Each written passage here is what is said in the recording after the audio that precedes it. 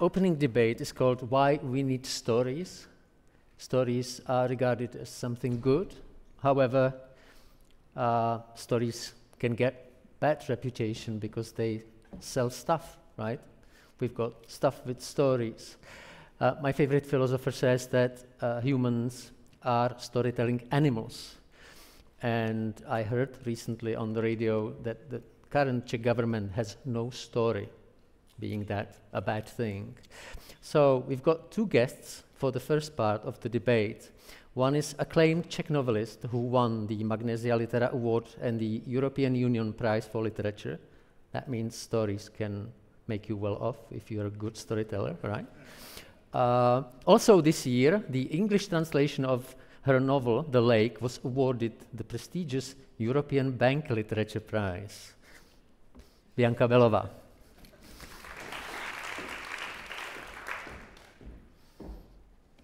Welcome, and sit wherever you like. This is your mic. Good evening. Is it good business? I have to correct you on being well off by doing literature. But I thought so. Might get to it later. Okay. The other guest is American scholar, teacher, and advocate for literacy, a children breeding farmer, that's what she says in the book, and a prolific author whose book Reader, Come Home, the reading brain in a digital world, was not a long time ago published in Czech, Maryanne Wolf. I hope we are in touch with Maryanne. She is in California, I understand. Oh, hello. Good morning. Good morning. Good morning, yes. Now, Maryanne, you said that people were not born to be readers. That we make a mistake when we think we are born readers, and we pay for that mistake. So what did you mean? So I think one of the things that I usually do as a cognitive neuroscientist is show a few pictures to give the story of the reading brain some solidity for the viewers. So if you would forgive me, I'd like to show you a slide. Jonas can show you the first two slides, and that can introduce you to really what is an absolutely new circuitry in the human brain. So I'm going to show you the first picture, and Jonas is going to help me if anything goes wrong. We see it. You see it? Yes. So the first picture is really to show you that the reading brain has all these parts that were used for other things. And then we invent, now that's, remember this brain is about 50,000 years ago, that has more or less maintained that brain. But then we learned all these new things. And one of the new inventions, and most important, was to learn to read, literacy. And that helped us create a plastic circuit. Now, the reason why that's important for today's talk and conference is that this plasticity means the reading brain will be changing over development, how it's educated, but very, very important, according to the writing system, there will be different kinds of reading circuits, and according to how you read on a medium, there will be different emphases in that circuit that we can talk about. So I will stop sharing these pictures, but as we want to talk about deep reading and what that reading brain circuit gives us through stories, I'll return to it, but I'll do a stop share now for the answer to that question. Right. So I guess you meant reading is something we have to learn. And if we Absolutely. And if we learn it, that changes our brain. That is a plastic thing, and it's good for us, basically, right? It is one of the most extraordinary ways the brain can develop itself. because the more we read, the more changes that are happening to that circuit, the more we're adding. So we're adding knowledge, and that changes our ability to think. So literacy, literally and physically, changes the reading brain. And the more we read stories and novels like The Lake, the more aspects of what we understand about others, about the human lives and feelings of others, that changes the brain as well. Now, I have to admit, we just wondered with Bianca, our kids, they don't read much, and we thought, what's going to happen to them? They will not have that brain you showed. So we just were worried about our children. So are we supposed to panic? Well, I was reading Maryanne's book, and it's not exactly nuclear science. It's something that I felt for a long time, and I questioned myself why reading was so important. And it does kind of trigger, or deeper reading triggers some sort of deeper human feelings. It makes you more human. It makes you realize that whatever you're experiencing, being it the deepest sorrow or loss or grief or whatever, somebody else has been through it before. It creates that feeling of empathy. You can relate to it, and it triggers a lot more other feelings like self-reflection and things like that. And it was good for me to read Maryanne's book because it kind of verbalized or named all these processes that are related to reading. Yeah. We will refer to that book very often. But we were a bit skeptical about the present generation of children who don't read as much as... I was. You were optimistic. I was optimistic, yeah, because I read your book, so I was a bit more optimistic. But would you say to the idea that we don't have time or the attention span that is needed to really dive into a book or text? One of the things that was most worrisome to me after I finished my first book for the public, which was called Proust and the Squid, the Story and Science of the Reading Brain, was that the reading brain was changing in our young.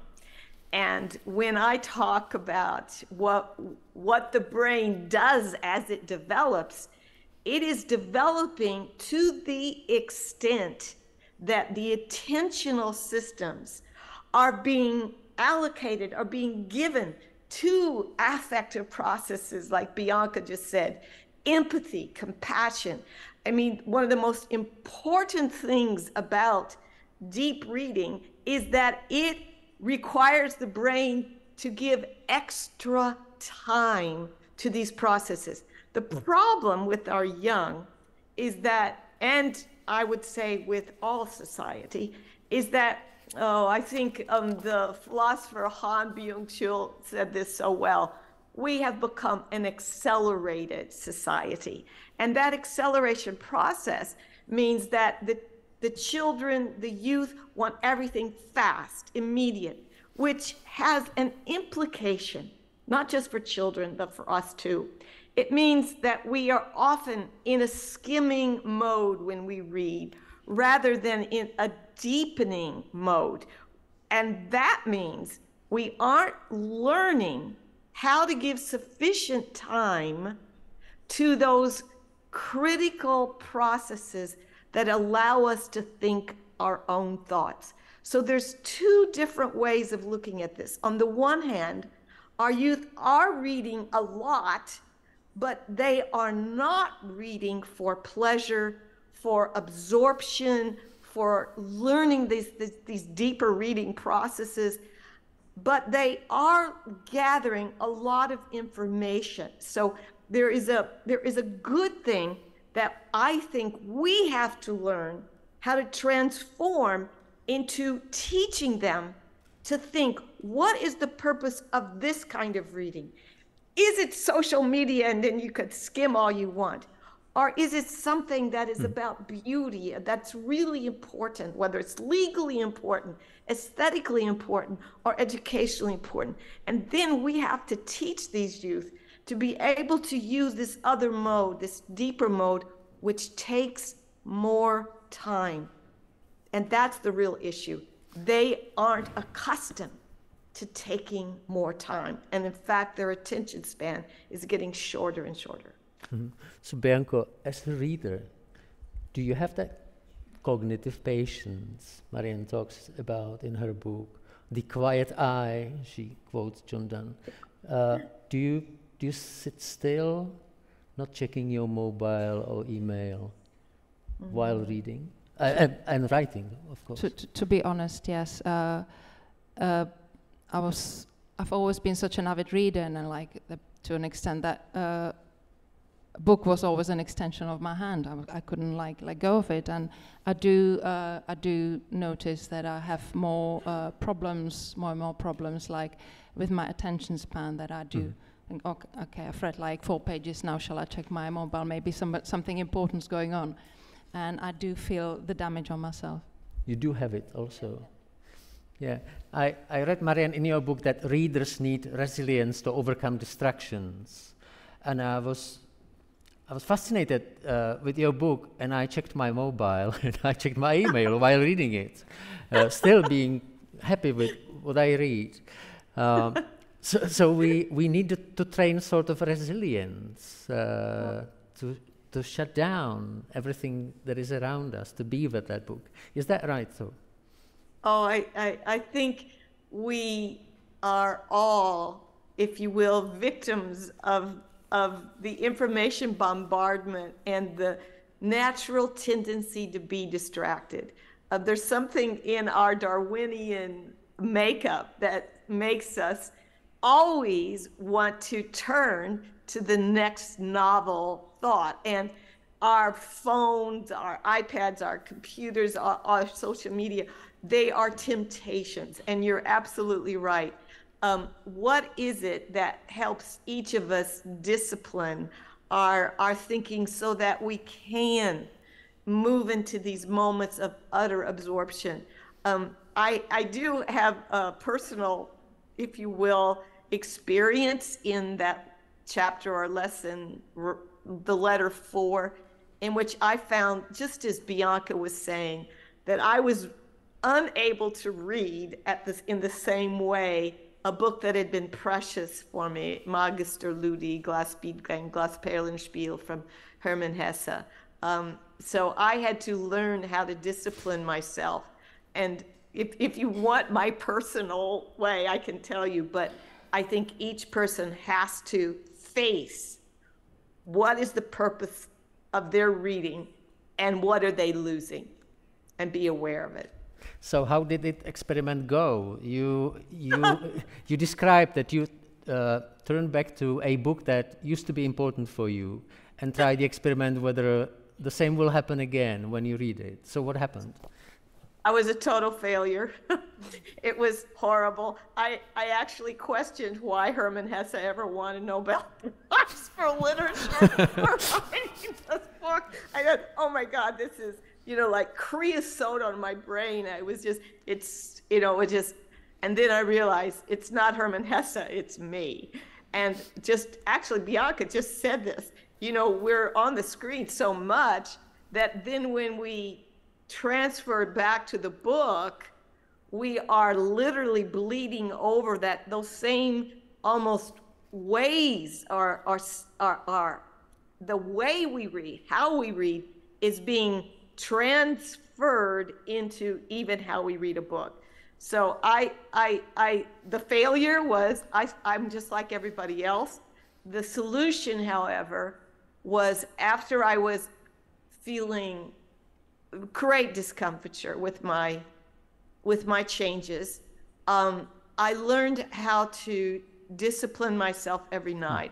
And I had to go back and carefully put aside 20 minutes a night. And then finally, it's like Bianca's 4 pages. It's as if my brain moved back into its former self. But it took me 2 weeks. And then I established a routine in which I call bookending.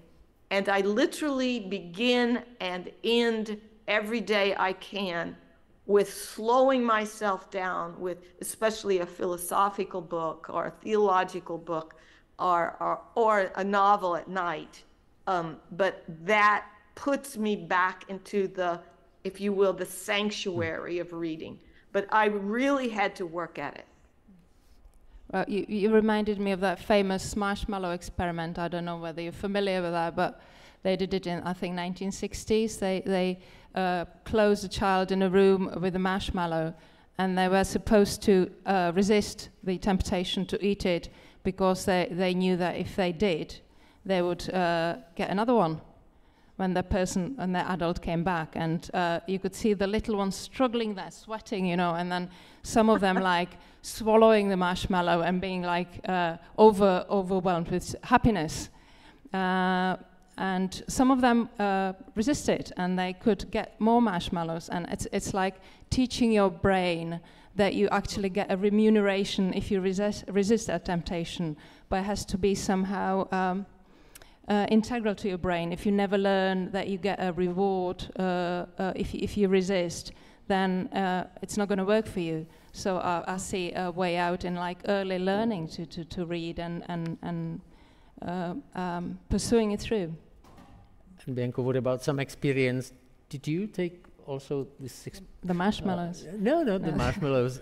The reading of book that is not distracted by anything around you, or returning to your favorite author, trying whether it's going to be as it was before. I have to be in bed with the book and have all the distractions away. Right.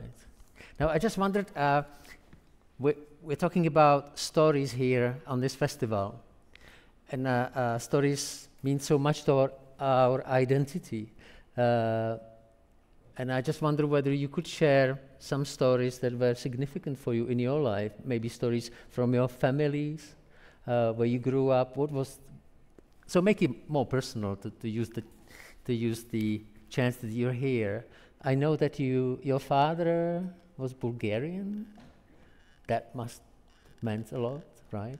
And so well, of course it did. And as for storytelling, I was brought up on stories, on fairy tales, and then we moved to Bulgaria for a while, and then I was introduced to Bulgarian stories, and they were so cruel, so brutal, so full of blood and brutality that it was a bit of a shock to me. And it's similar in Russian fairy tales that they tell to children. So that, to me, somehow raises a question to what extent these kind of stories that we hear from very early on shape our mind and our attitude to life and to others.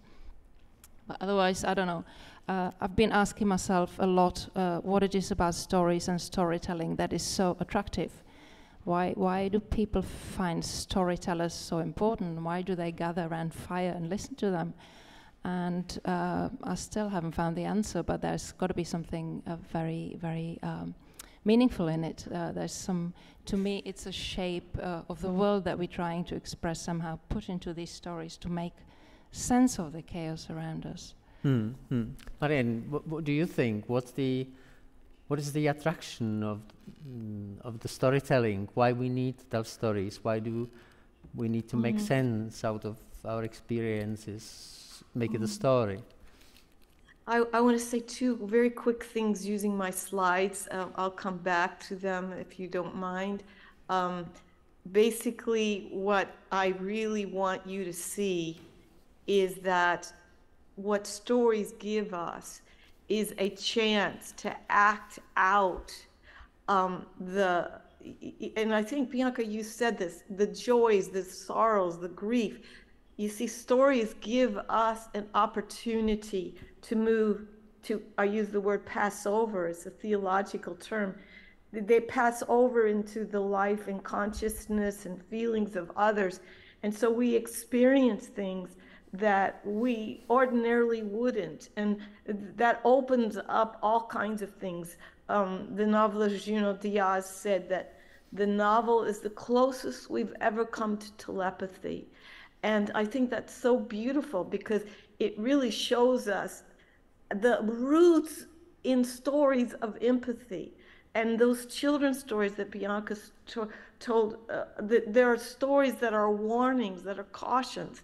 And then there's stories that are helping us learn, if you will, how to be compassionate.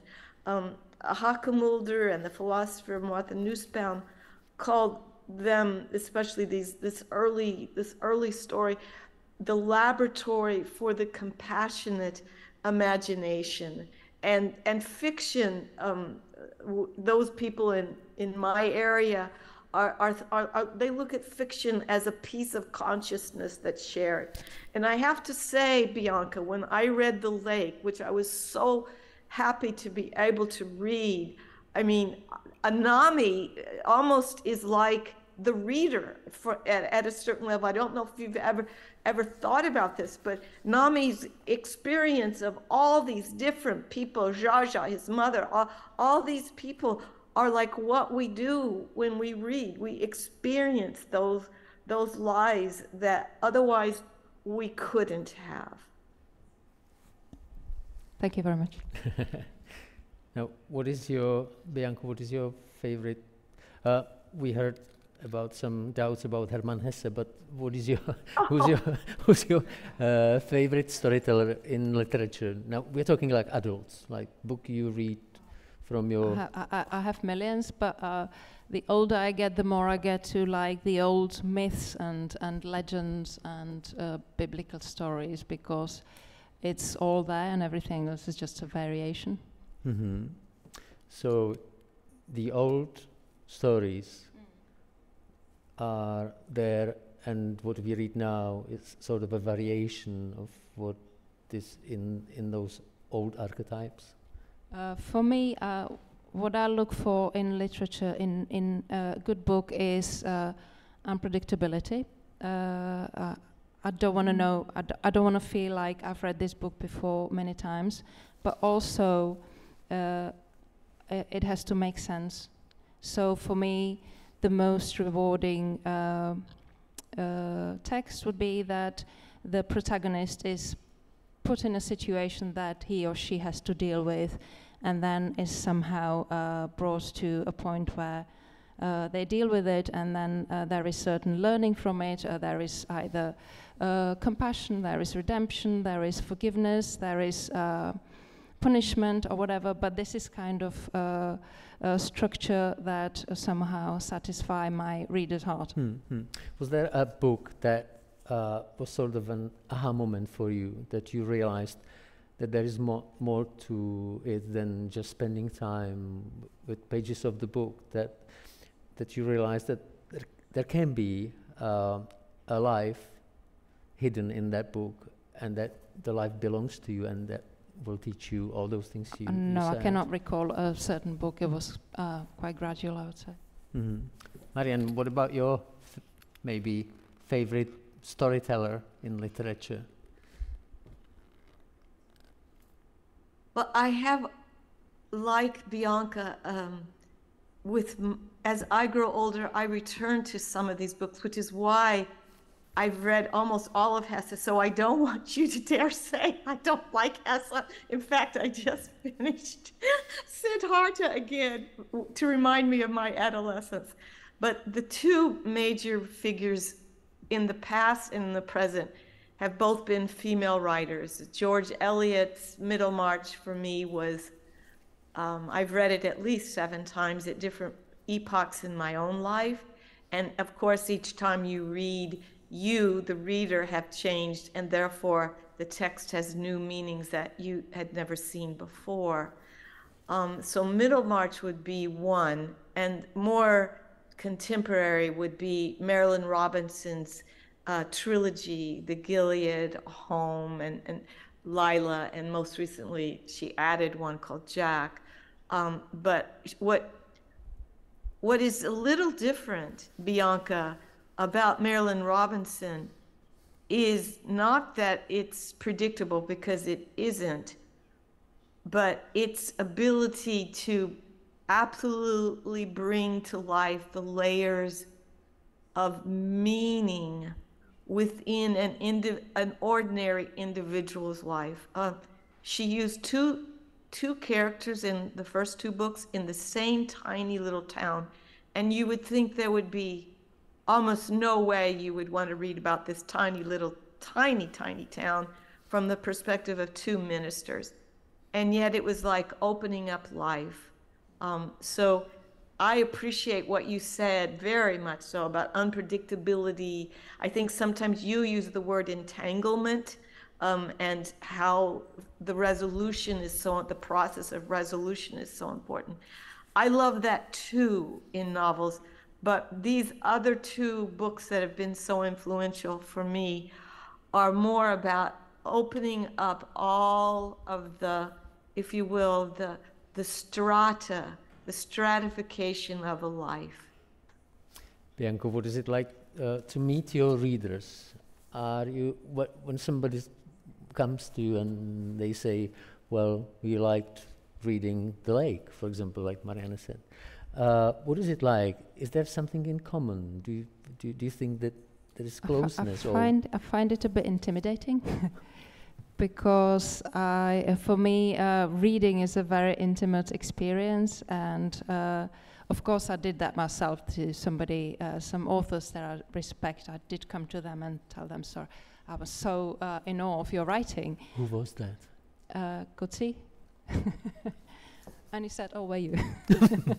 And moved on, as he's obviously used to it. And so it's very nice. I am flattered, I won't lie about it, and I'm especially flattered if they tell me that my writing had created some sort of emotion in them, be it tears, be it laugh, be it sorrow. Some people tell me they got depressed over my books. What would you say to that? Sorry. But sometimes I wish I didn't know what they thought about it, because I think it somehow shapes my the way that I go in my writing. Because you imagine the readers you've met. I try to meet the readers' expectations. Really? You want to please them? I don't try to, but I try to stop myself from it, but it's kind of subconscious process, I think. You want to please them, or you just think about them when you write? What would they think about? I try not to. I try not to think about them, even though, of course, I do appreciate it if they read it and like it. Right.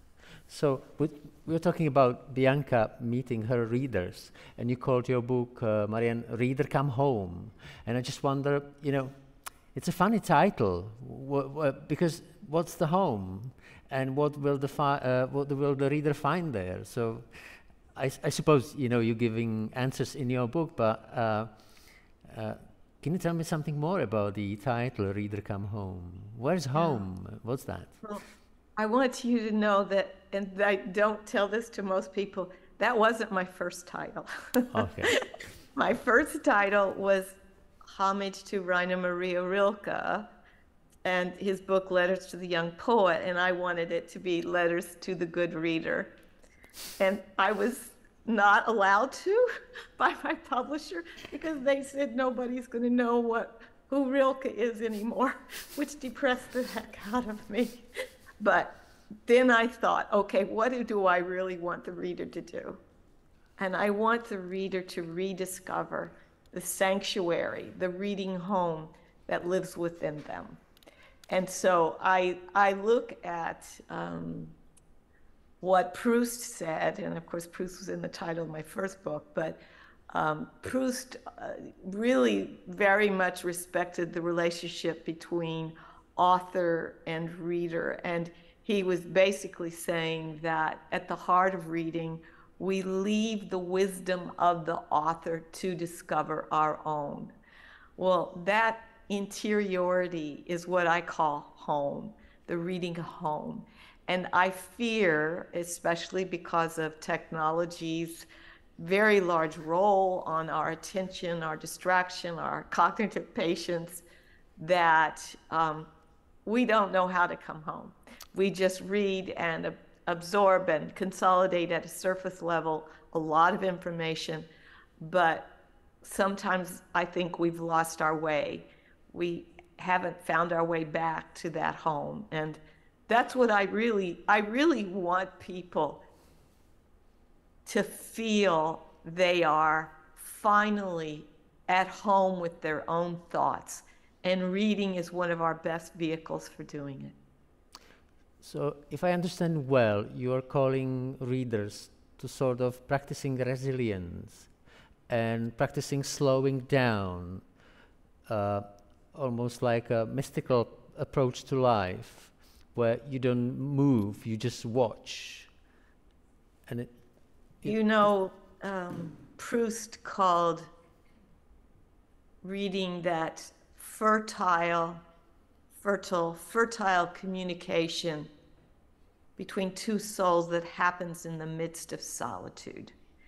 And there is something that I think is akin to the mystical or the spiritual, or at least the word transcendent, that happens when we encounter that author through whether it's characters in a novel or the best chosen words by Italo Calvino to convince us to think about what we're doing with written language, whatever genre. If we can find our way outside of ourselves and transcend to think about what that author is trying to guide us to, and then go beyond it, that is an extraordinary fruit of what the reading process is. It's an unbelievable gift to the species. Thank you. Writer, reader, meeting two souls. How does it sound to you? What was the question? Yeah, it's just whether you like it. Because you're a bit sarcastic somehow. I just missed the sorry, the question. The question mark. Yeah. Yeah. Whether you like it, whether you think of your work as putting your soul into something that can be a vehicle for meeting some other soul. That would be so nice, yeah.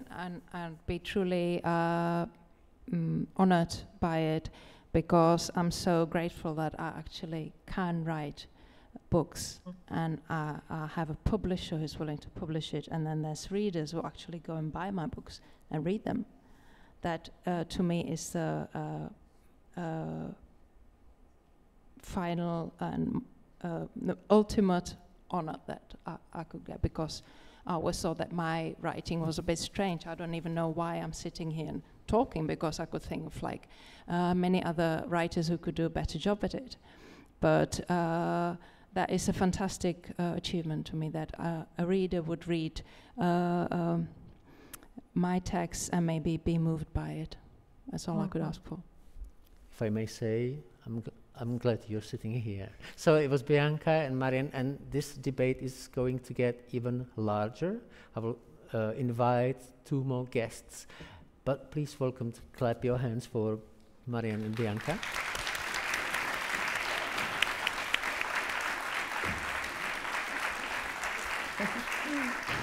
Joining the debate, a researcher and expert on new media, she has lectured on contemporary philosophy, visual culture, art, and new media, and have been working on projects using neural networks. Dita Malečková.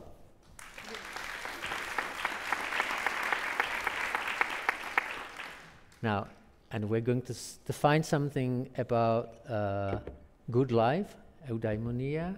A professor of neuroscience at the University of Oxford and Aarhus University in Denmark. He is the director of the Center for Eudaimonia. Do I say it right? Yeah. And human flourishing, and a board member of the Empathy Museum, Morten Kringelbach.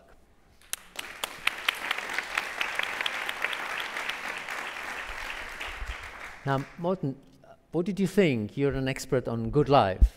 So what did you think when you heard about the pleasures of reading and how difficult they are to achieve? Because we don't have the patience with the books anymore. Well, I think it's can you hear me? It's an everyday form of magic. I think that's one of the things that comes through very clearly. And yet, I think what came through in your discussion was this idea of meaning making.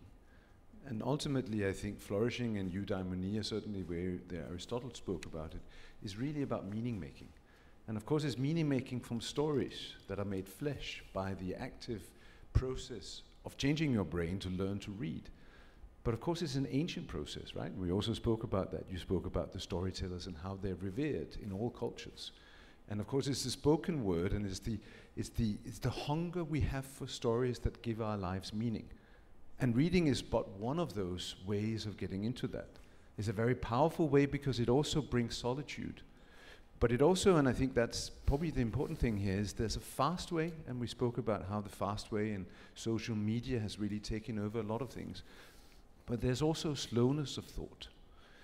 There's a German writer called Still Nadolny who has written a book called The Rediscovery of Slowness, which is really a story about a polar explorer called Franklin who dies under terrible circumstances. But really the book is a meditation about how it is that slowness allows us to get to the meaning of things. And I think one of the things that Bianca was stressing is that when you are alone in your bed, when you have those 4 pages, when you are allowing yourself to get away from the everyday for a moment, because of course you can't just do that. Loneliness on its own is not good. When you do that, you have a chance of actually capturing meaning. And my research really is about that. What is it really that makes us flourish? And of course, like all stories, it's about being with people in the world and then retracting from that and thinking about those stories. And the job of the writer, the job of the reader, is somehow together to make sense of that story. So can I say that very important for human flourishing is to get the meaning of the sense why you do things, and stories help you to formulate that? I think that's very true, yes. And of course we get meaning from many things. Stories is one of them, but there are other things like music, for instance. And of course music and language have many things that come together. In fact, a lot of songs is really literature, it's poetry, yes? But it's also really, when you think about it, and this is what I do in my research, I put people in brain scanners, why they have these experiences, to see how it is that there's almost like a constellation of brain regions that have to work together. Your brains are hierarchically structured, so you will be unable to read. First of all, you'll be unable to see anything if I took the back of your brain out. You wouldn't die if I did it in a nice way to you, but please don't try this at home. It turns out there's also a part of the brain called the visual word form area that basically is not developed before we learn to read. And if we learn to read, and usually that happens between when we're in 5 and 6, it basically starts to respond maximally just to words, not to non-words, not to other things, but just to words. Now, if you take that out, you are now unable to read. And suddenly this everyday magic I spoke about earlier doesn't really happen. But importantly, though, you can still hear stories and you can still make meaning. And that's because at the top of the hierarchy, there is what I call a sort of a group of elderly, wise women that are running the show. And my work is to find out who they are and how it is that when they have disagreements, when they're no longer working in the way they're supposed to, you become depressed. You have all kinds of other things that could happen to you. And my job really is to find out, when does that happen? When are they actually flourishing? And how is it that we can then bring these elderly women back to the table and back to some kind of meaning making, some kind of joy? We spoke about what's this the earlier. answer? Sorry? What's the answer? So the answer is something that you don't need a neuroscientist to tell you. It's exactly what you described. It's about being in the world and being in the world in a meaningful way, like what you just say when you curl up with a book in your bed, or when we were talking earlier about dancing or singing with each other, being with others in a meaningful way. Now, the key issue here, though, is that it's also a very mechanical thing. It means that for whatever reason, some of these brain regions can suddenly start to malfunction, and my job really is to try to understand how it is that we can re-establish them. And you could give people drugs. Some drugs work better than others because they specifically target that part. You could even stick electrodes in people, and I work with neurosurgeons. And so, for instance, if you have somebody with a Parkinsonian tremor, you can basically implant, you can drill a hole and stimulate a very specific part of your brain, and then that tremor stops. And you could do the same thing if you have people that have pains in phantom hands that are no longer there. It turns out that you can stimulate in a very central part of the brain, and suddenly that pain that you couldn't get away by giving people opiates can suddenly go away. So in other words, there's a really mechanical kind of way, but they are a very natural way of rebalancing the brain. And of course, what my work and what my center is about is to do that at all levels. At the very mechanical level, from working with neurosurgeons, to working with musicians, to working with writers, with readers, to try to find ways of rebalancing that system. May I ask, what's the criteria of human flourishing? Is it the production of books when you're a writer, or maybe making albums when you're a musician, or what is the objective criteria of a life that flourishes? So I think one of the interesting things about a flourishing life is, if you go to the philosophers, they usually have something to tell us. Wittgenstein, who of course was very much about meaning making, he famously said, "We are not here to have fun." And I'm not sure in what extent we are, in fact, not here to have fun, because I think really a good life is a life where you have fun, where you're curious, and where you're kind to others, where you have this empathy, that you have this way of identifying with others. Now the big question, of course, is how do we define flourishing? We can ask people, are you feeling flourishing right now? And of course you could ask them how happy they are. Now I don't know how happy you are, but I know that originally I was born in Denmark, and Danish people are not at the moment the happiest people, because that's the Finns, but we are probably the happiest people in the world. Is that really true? I mean, so I don't think we should necessarily trust what people tell us, but I think you can very often see from people whether they're flourishing, yes? I mean, I see when you're engaging with people in a meaningful way like we are right now, I think there's flourishing here. And sometimes, of course, it's hard. Sometimes making meaning is a hard process. It's a hard process sitting on your own writing. I've written 15 books, and there's a lot of work that goes into that, right? Even if you're not writing, novels and stories like that, there's still, if you want to convey a message, you have to really work at it. And that can be a hard process, but is also ultimately, hopefully, a rewarding process. Talking about meaning, I realized that Dita and Bianka, you were in the same projects 2 years ago, that you tried to some kind of engage the artificial intelligence with writers and produce something. So what was the meaning? What did you want from the writer and the machine, Dita? I saw it just as an experiment from my side.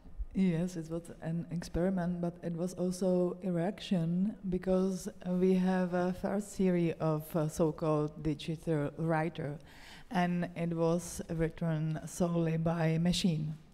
It was produced by a generative pre-trained transformer, and we just wanted to show the world that there are already machines that are capable of writing texts that are somehow making sense. But the reaction, of course, was anger and despair from the side from writers. And no, just joking. True is that the reaction was, from Team Human, they were afraid of losing this position, losing their jobs, and so on. So this second series we made of a digital writer, we invited writers to write with neural networks, with artificial intelligence, to show that this is a tool, but it's, there is a difference between a tool and a medium. And I think when we were speaking about reading as something that is changing brain, we are speaking about medium. Medium is changing people's brains, in a history of humanity, not only individual brains. And this new tool is also changing the way we are actually reading the world. So for me, and we were discussing it, the artificial intelligence is not something which is, you know, replacing people in writing or anything else, but it shows us not only the new technology which is rising right now, but also something from our own functioning. And this is the part I like the most. So I'll try to stick with the meaning. Now, you said that some writers were angry because they could see it as a threat, that some cheap literature can be done by machines and nobody will notice. Now, it's interesting that people who own the systems of artificial intelligence and machine learning are being taken to court by creators, writers and artists, because the machine learning is done by learning from literature and maybe pictures and everything. And the artists say, I created it, and your machine is learning from my own creativity, doing something similar, but just doing something similar, not doing the same. So what do you think about this sort of, I know, ethical dilemma? So is Bianca right to be offended? Like maybe some machine is learning from the lake? I don't think I wasn't offended. It was my case, and I was the one author that the machine couldn't handle. I'll say yes, that. Exactly. She was fine because she was too difficult.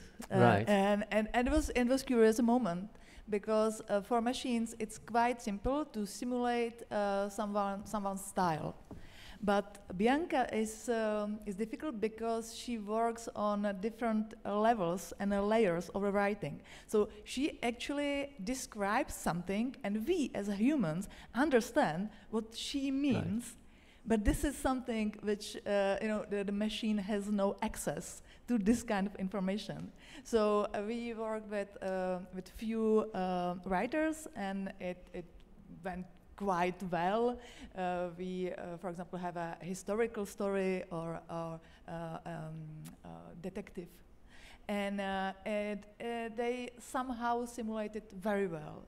But Bianca, it was really something. And your guess, how long is it going to take that the machine will learn so well that they will copy Bianca?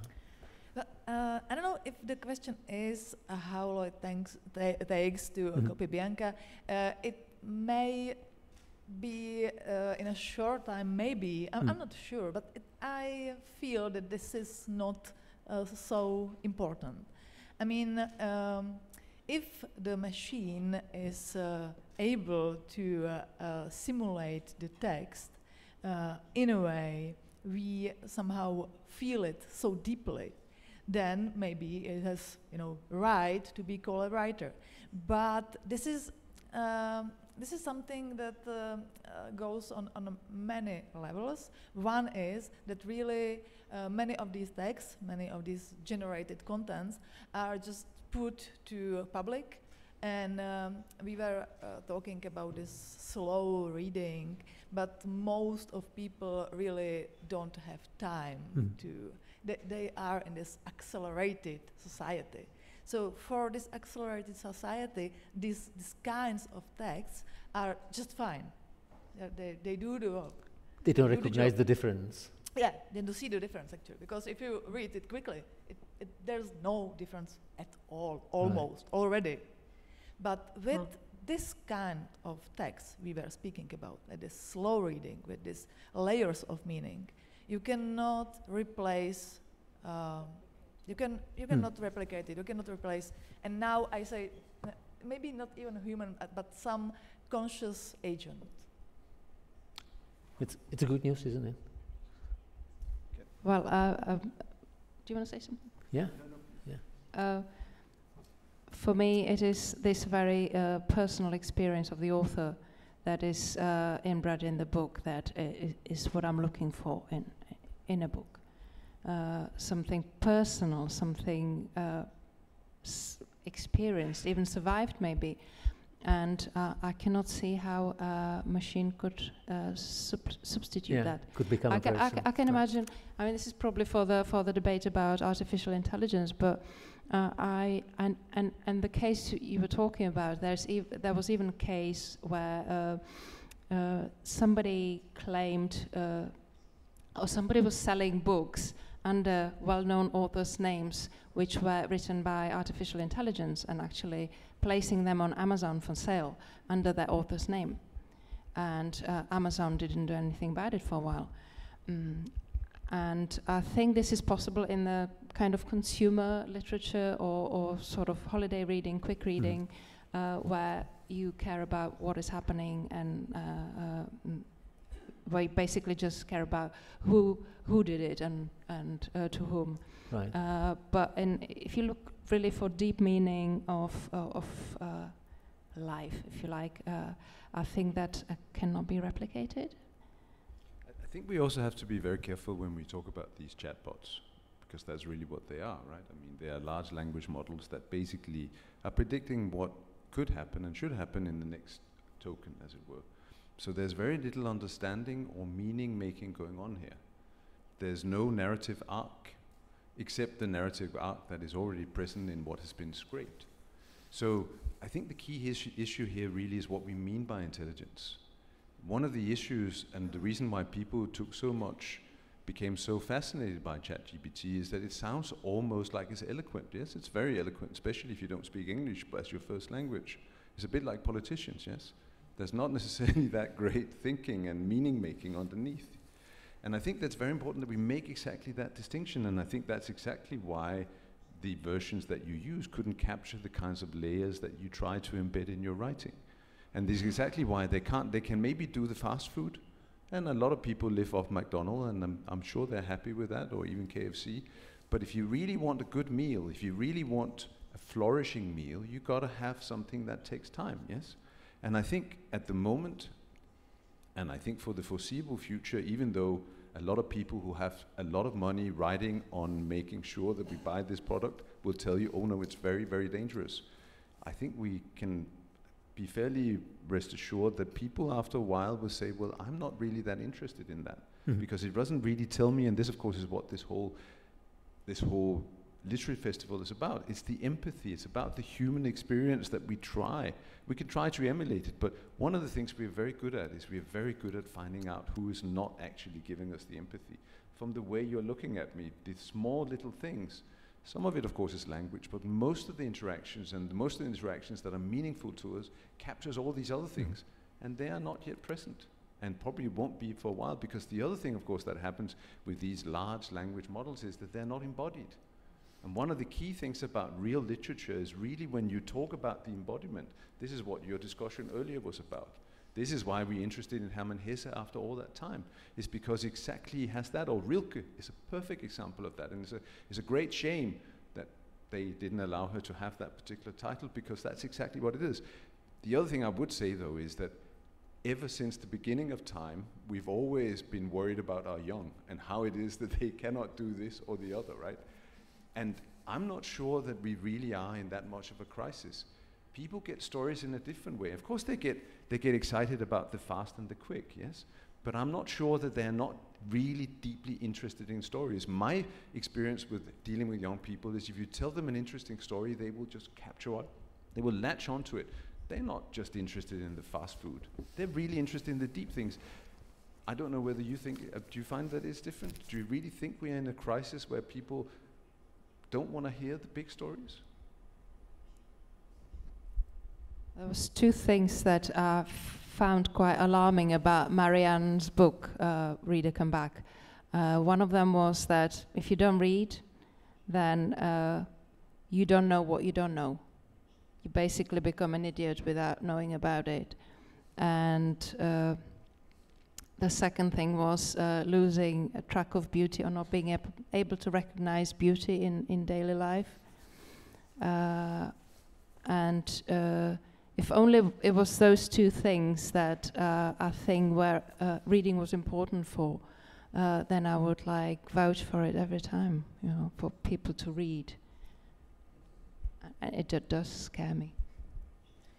I think this is the real thing with the attention span, but maybe I'm too optimistic. But as we know, in a human history, there were these moments when, for example, people started to write or started to use an alphabet because there were a culture before that.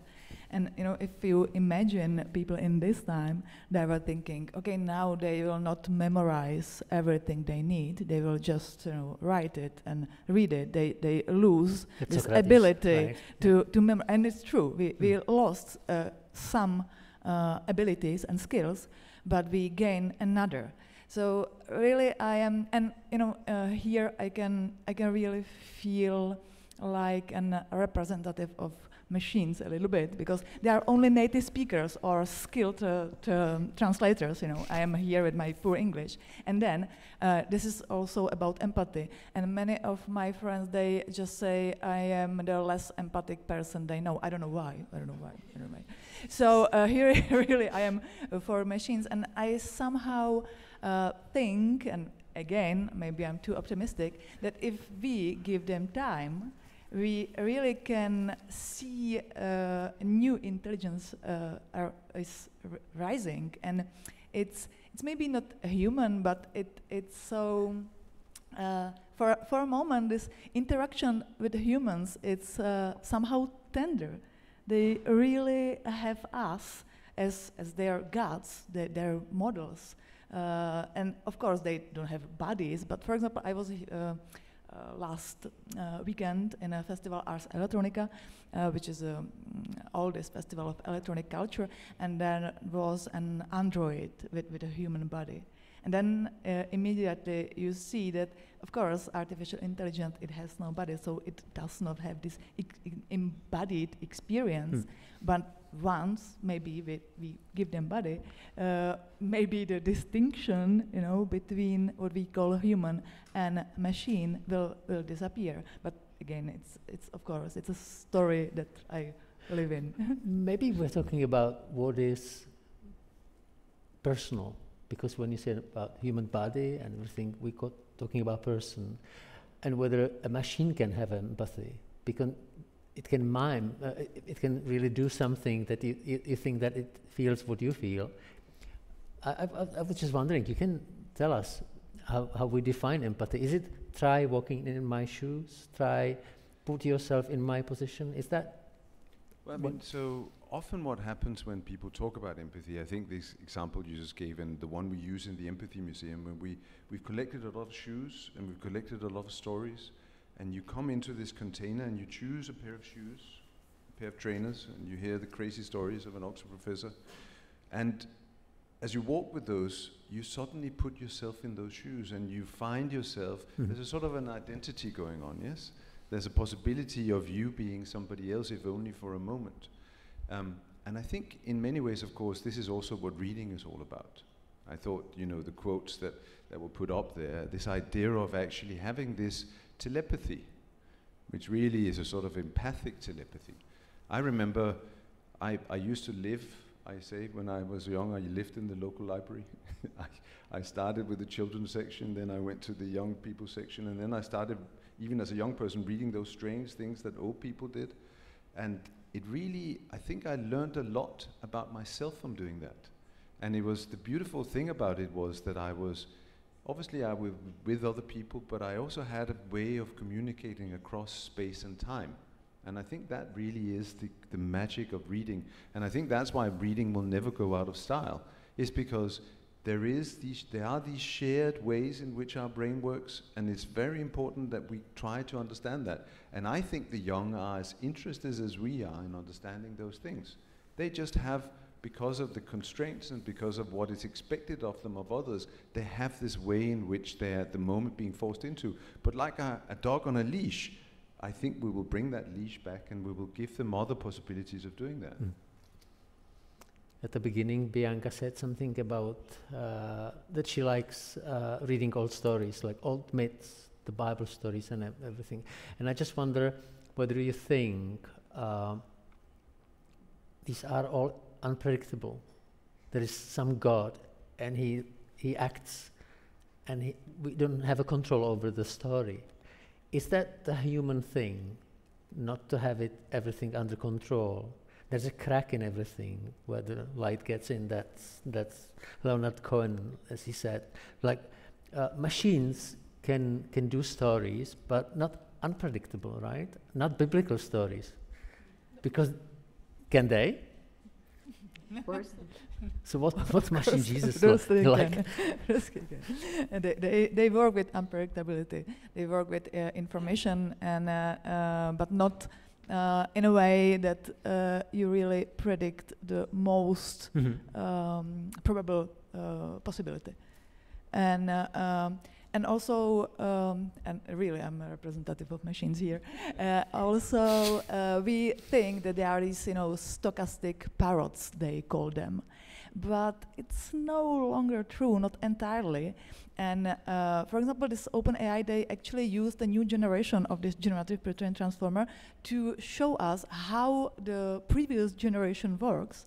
And it turns out that it already has some kind of context and some kind of semiotic information. It actually is building a world of meaning inside. And that, because it works better. And also this new generation of generative pre-trained transformer, it's not only one neural network, there are 8 neural networks that are cooperating. And again, it's something quite similar to human brain. So So I was being too optimistic, right? My stated goal is to reverse engineer the brain. As it happens, evolution played a wonderful trick on us. They decided that emotions was the thing that basically allowed us to guide things. Just to give an example here, I know that the important people are you and the audience, yes? And I know that everything else that happens, unless there's a lion coming through that door, I need to focus on you. And it means that for computationally, I only have to concentrate on these things, yes? And so there's no doubt that we're already in a position where we can simulate part of that, where we can have whole brain computational models, which is one of the things we do in my center. But of course the question we have to ask is, why are we doing this? And so of course one of the hidden costs of the ChatGPT is that they are server farms. They're huge and very costly computers that are doing all of this computation, and it costs an arm and a leg, the kind of arm and a leg that will eventually destroy our planet. So, I think a much more interesting question is, how did evolution manage to build somewhat intelligent beings like us that can communicate? But also, how is it that we can help each other make this a better world? Because ultimately, I think this is why we're doing it. That's certainly why I'm doing it. I want to know what happens when people are depressed and how I can bring them out of it. I'm not interested in building some super intelligence. I'm interested in a mending function to try to make better lives. And I think that should be our focus. Not to build some super intelligence that can replace us. And I think that's also, really what literature is all about. It's really about showing us the limits, the potential in the human experience. And I'm very optimistic about us being able to do that. But maybe I'm, speaking for humans here and not the machines. Maybe the machines have some ulterior motive, yes? Please. Perhaps I could add a little bit of optimism here. I don't know if you could hear me. Yeah, sure, we can hear you. Thank you. Okay, and that is, I think that we must never think in binaries, but rather, like my colleague at MIT, Sherry Turkle, said, what do we ask every innovation? And that is, what does it disrupt or diminish or atrophy as we examine any innovation, whether it's chat, and they are becoming so amazing. I know that I've been reading essays for college admissions that are done by chat that are almost impossible to believe that a non-human did this. That's not really the point for me. And I think Bianca came very close to saying it. They don't know what they don't know. And so what I believe pulls all of us together is the idea of a non-binary educational system.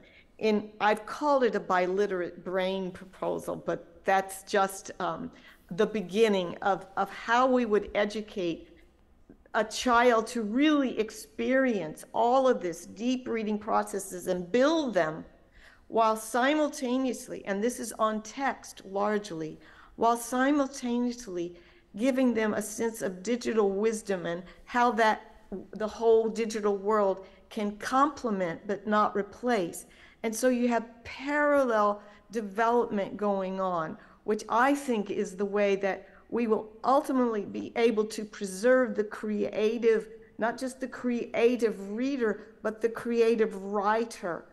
The horrible crisis I feel is walking down the street of UCLA and hearing a parent, this is yesterday, saying, I love chat. My son did all his essays on it. I don't have to do them anymore. So I'm like, oh my God, here we have a perfect example of what the worst fear is, that we won't develop the ability to be a deep reader or a deep writer, and that we literally become like Wall-E, you know, that character, dependent and totally reliant on the outside sources of AI. So I believe, like Dita, we could be optimistic, but we must be absolutely preserving who we have been, who we are, and who we can be with this new added complementarity to our intelligence. Thank you.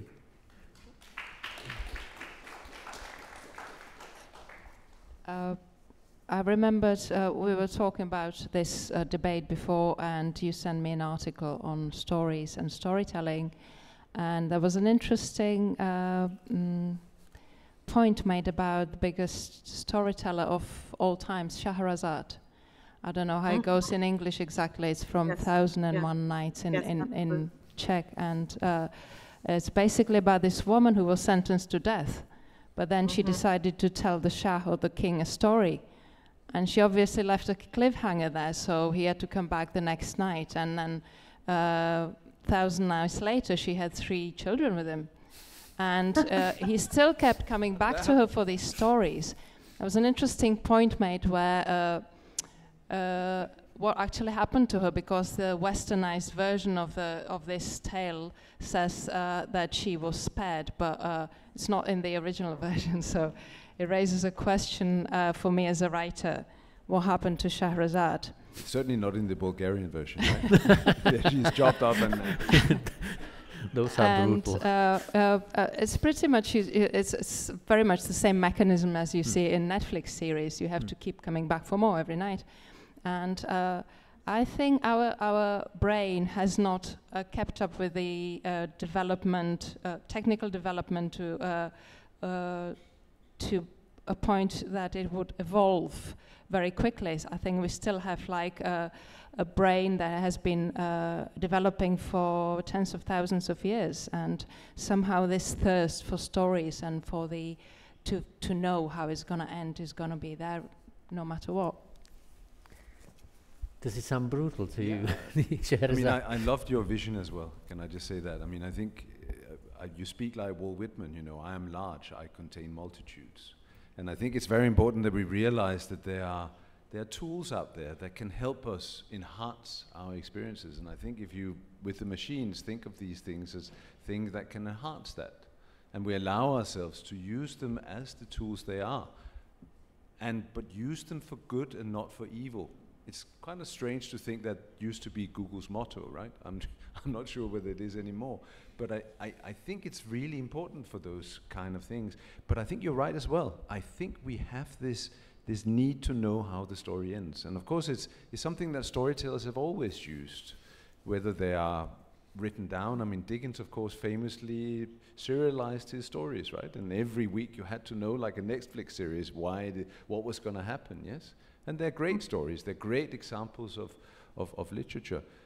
But again, like with Walt Whitman, I think it's important to know that we are large, we contain multitudes. There are many ways. There are the quick and the fast, and there are the slow.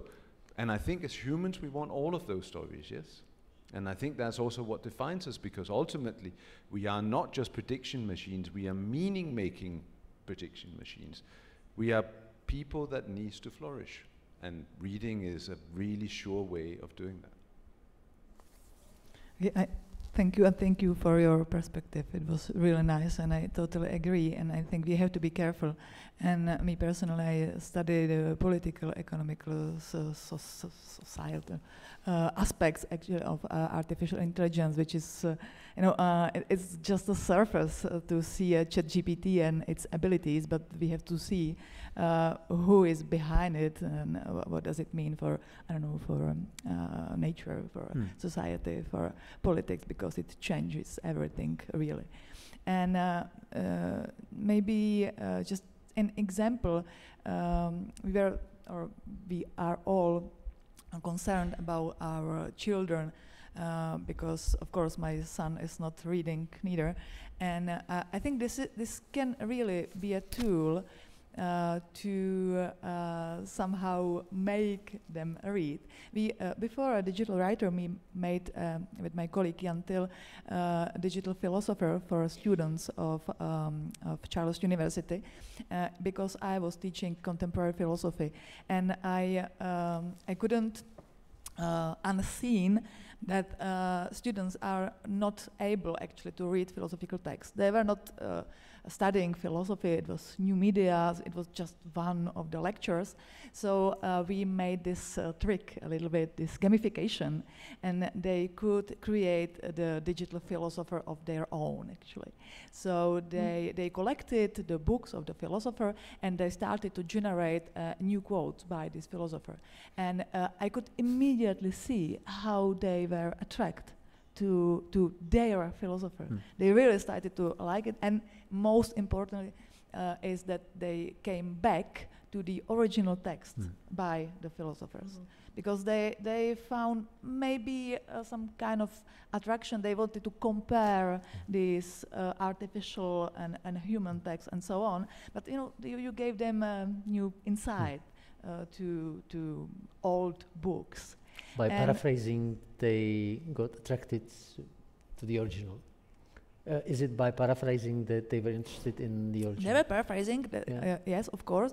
But for example, and I will try to make it shortly, one of my favorite philosophers is Gilles Deleuze. And it's a French post-structuralist philosophy, and it's kind of a crazy, And for humans, it's almost incomprehensible, because, for example, one of his most famous books he wrote with Félix Guattari is called Thousand Plateaus, and it means actually that he, and I know there are people, or there will be a workshop about architecture and literature, and this is exactly one of the examples, because he tried to build the book as it wasn't a book, actually. It wasn't a building or mind palace or something like that. And even in the beginning of the book, he started with, I am not the author of this book. We all are. And this was the perfect model for a neural network, actually. And once I read the new quotes by this digital Deleuze, it was like the ideas of these people came alive in this new version of themselves, which is not machine stealing the human stuff, but really enhancing and flourishing in a way which is not. I mean, so of course, I also happen to be very interested in music, and one of the things that happens in music, of course, if you're not a classically trained but a jazz pianist, you'll have to learn to improvise, and that's exactly what you do. You take what is already there, whether it's the melodic line or the harmonic structure, and you try to make shit up, yes? You try to basically vary the variable. And I think one of the things that really makes us flourish is when we do that. I think anything that is really at the peak of what it means to be flourishing is when you sit there. It can be hard, but it's really ultimately very, very meaning-making, yes? I mean, there is something about that process. And so I think in many ways you can also think of these as tools that do worse, or better or worse improvisations. I mean, I'd love to see what they made out of Deleuze, because of course he is, as you say, almost impossible to read, yes? I mean, again, I would love to see what he did to somebody like Søren Kierkegaard. I mean, how many ways can you have fear and loathing, yes? Or, people like our friend Wittgenstein. I think, though, there is something really important here, and that is exactly that. When you use them as tools to deepen your understanding, and from what I hear, that's exactly what you did with the students, right? I mean, you got people that didn't really want to engage with philosophy, suddenly start to generate philosophy and think, would this be really what he meant? What is being generated here? Does that deepen my understanding of what it is that he's trying to tell us? And of course, architects use it in very much the same way. This is why he's so popular with architects.